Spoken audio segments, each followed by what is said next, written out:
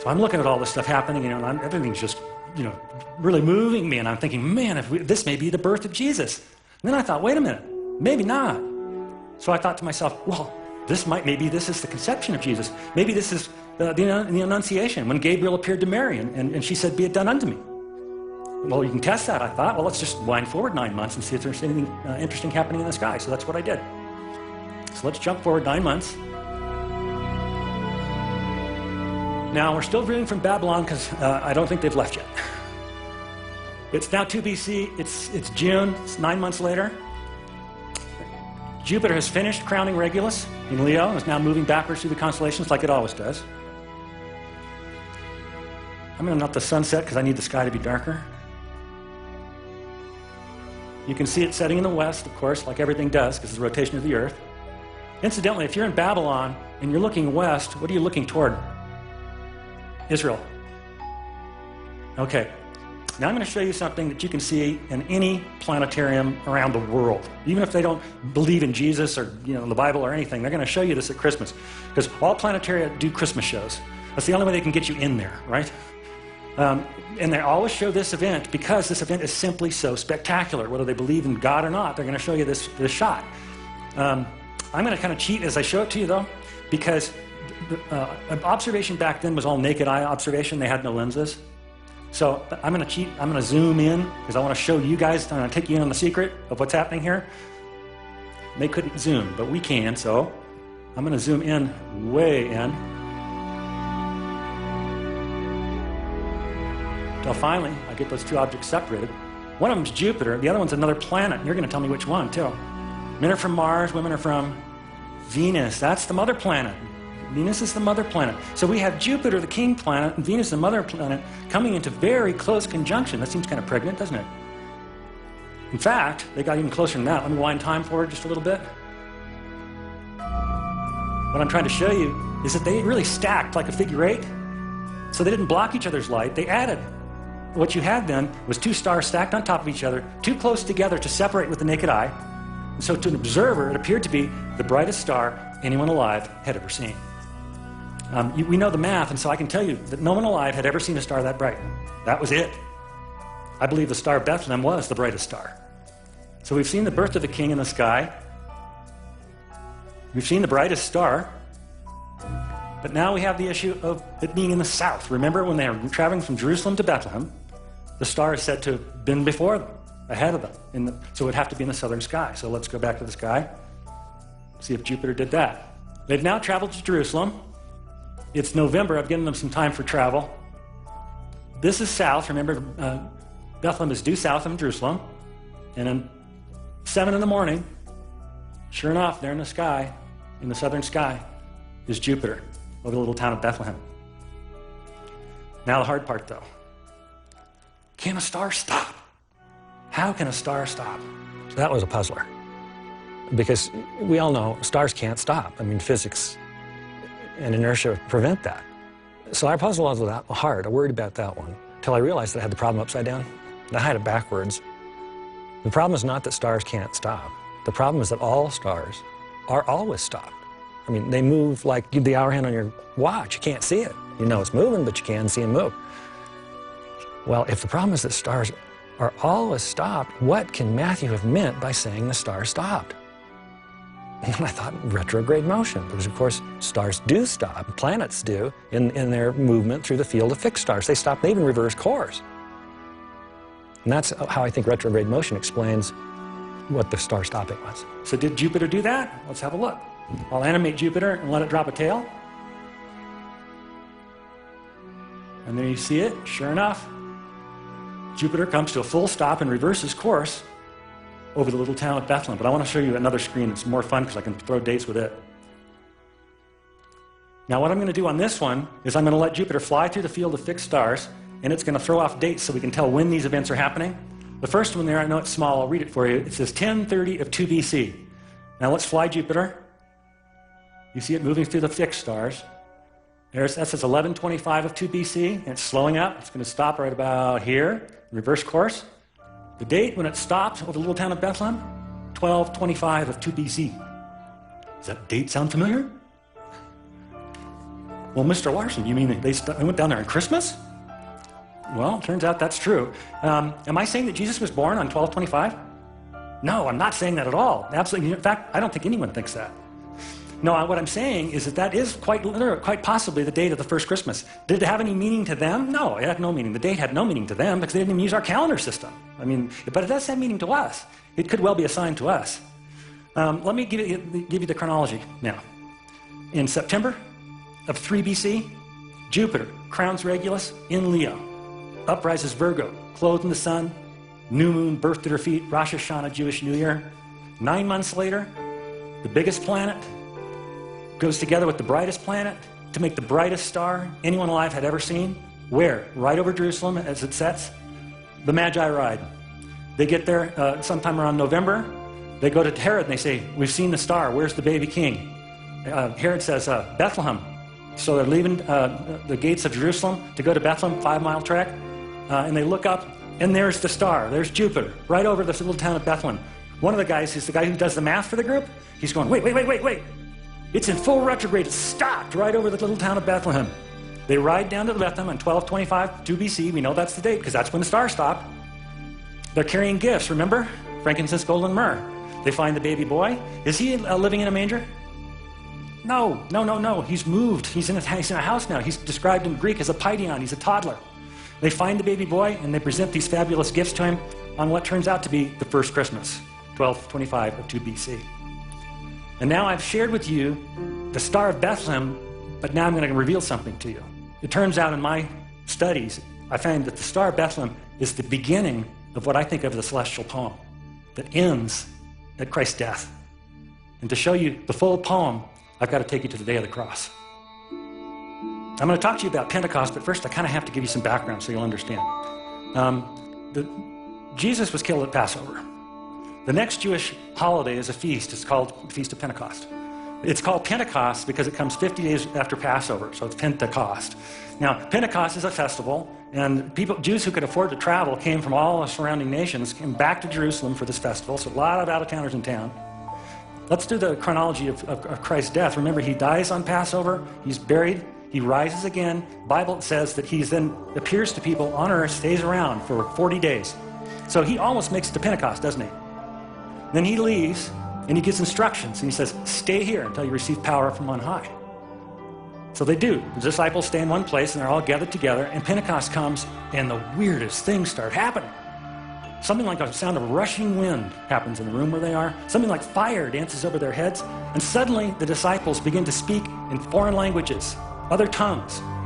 People who are in town for the Pentecost feast hear the commotion. The crowd starts to gather. And these out-of-towners are hearing their own languages being spoken by a bunch of Galilean fishermen. It gets crazy. The crowd gets big enough that there are hecklers in the back. And one of the hecklers shouts out, says, oh, they're just drunk. Peter stands up and says, they're not drunk. It's only 9 in the morning. Now, I lecture to a lot of college students, and I'm wondering, this is persuasive? So the next thing he does, don't try on your own. What he does next is crazy. He's got a huge crowd, and it's kind of an unruly crowd. He's got hecklers and stuff. And so Peter stands up, and he starts quoting an ancient prophet. This is what he says.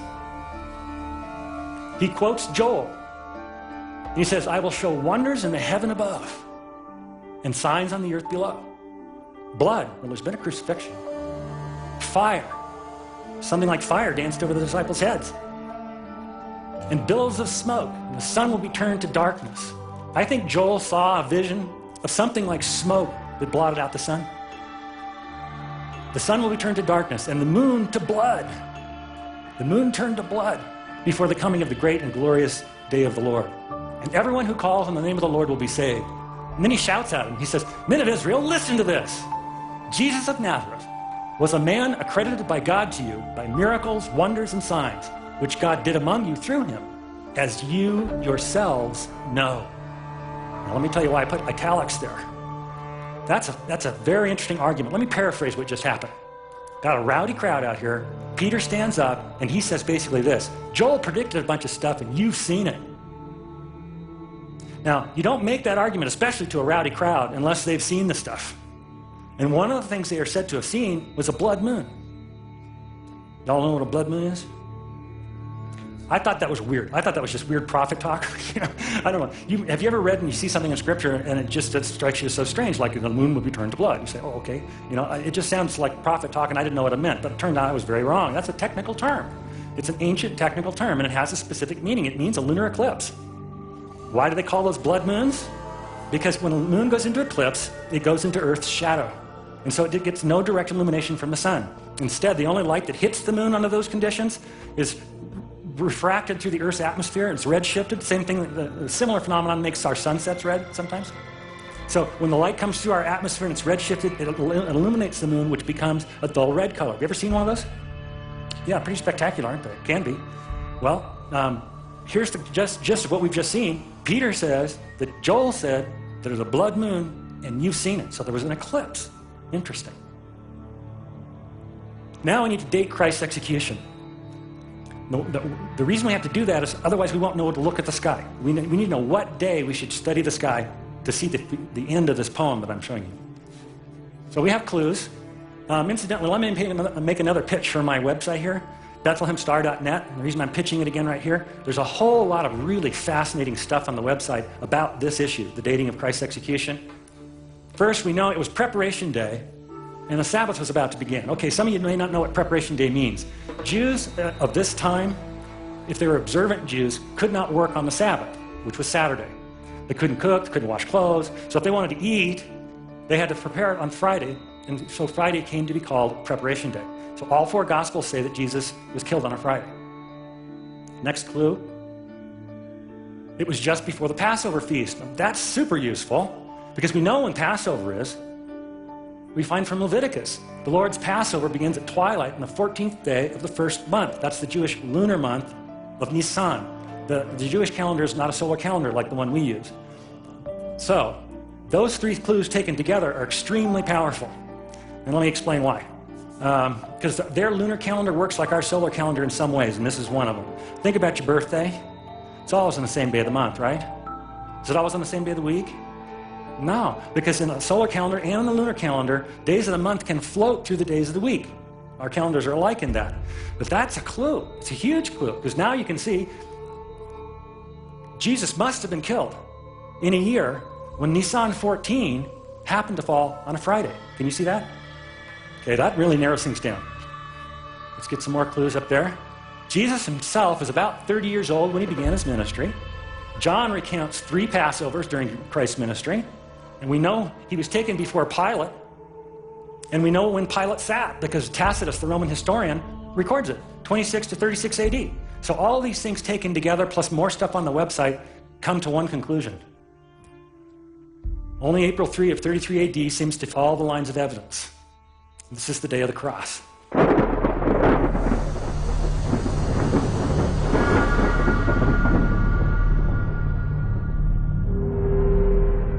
Isaiah says that the Messiah was beaten so severely he was hardly recognizable as human. And in that state, they put him on the cross. But while he was on the cross, all hell broke loose.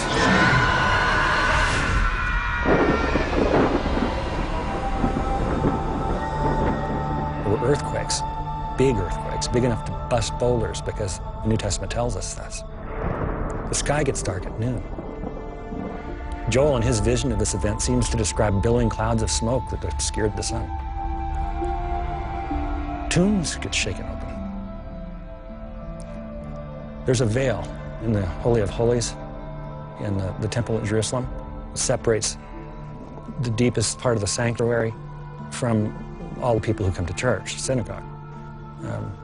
That was ripped in half from top to bottom, symbolizing ordinary folks having direct access to the Holy of Holies, to God himself, because Messiah's sacrifice made it possible.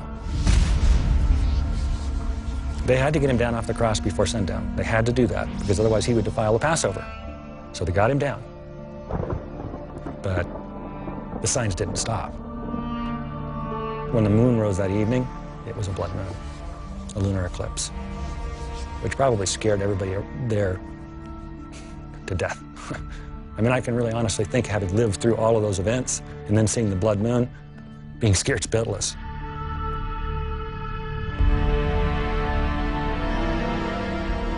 the moon rises, it's already in eclipse. It's a blood moon. Now, I don't know what the Roman soldiers said when they saw that, but don't you know they were freaked out? I mean, seriously. After all these events during the day, and then the moon comes up and it's a blood moon, they're probably thinking, oh man, wrong side of this one. But there's more, and I want you to see it all. To show you what else there is, I need to take you back to Scripture. Because I want to get some data from Mark. I'm jumping around in the book, because all I want is the time of day. It was the 3rd hour when they crucified him, Mark tells us, and Mark counts from 6, so he's telling us he went on the cross at 9 a.m. At the 6th hour, which is noon, darkness came over the whole land until the 9th hour. And at the 9th hour, Jesus cried out in a loud voice, Eloi, Eloi, lama sabachthani, which means, my God, why have you forsaken me? And with a loud cry, Jesus breathed his last. Now, nobody wore wristwatches, but Jesus died at about 3. Let's go back to the sky. Now, can you see, if the moon rises in eclipse, that eclipse has to have begun beneath the horizon? If it's already an eclipse, okay. Well, of course, they couldn't look beneath the horizon, but we can. We have software. So I'm now taking you beneath the horizon. It's 2 p.m. Jesus is on the cross, and he's still alive. When I animate the sky, I don't think you're going to be surprised at what you see. As Jesus expires on the cross, the moon goes into eclipse. But there's more. To show you what else there is, I needed to remind you of the skies of Jesus' birth or perhaps conception. Magnificent imagery: Jupiter crowning Regulus, in Leo, uprises Virgo, the Virgin clothed in the sun, new moon, Rosh Hashanah, spectacular. And now we turn to the sky of Christ's death and turn on the constellations. And you see the moon has returned to the foot of Virgo. But now it's a full moon, a life fully lived, blotted out in blood.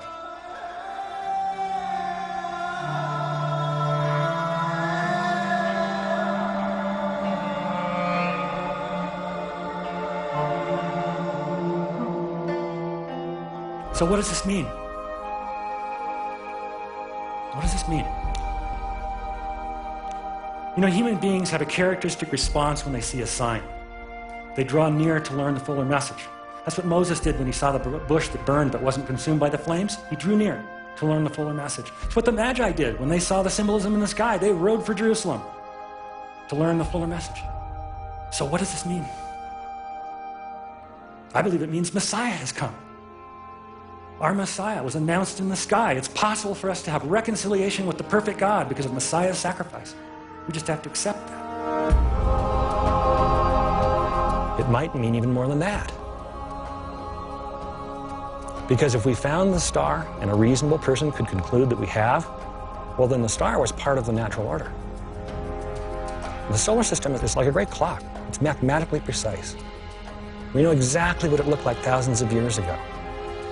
And if the star was a part of that great clockwork solar system and universe, that means it was a clockwork star. And that, to me, is almost overwhelming, because that means that from the very moment that God flung the universe into existence, he had to know exactly when he would enter the human race as a man and when Messiah would expire on the cross, because he marked it in the stars from before time.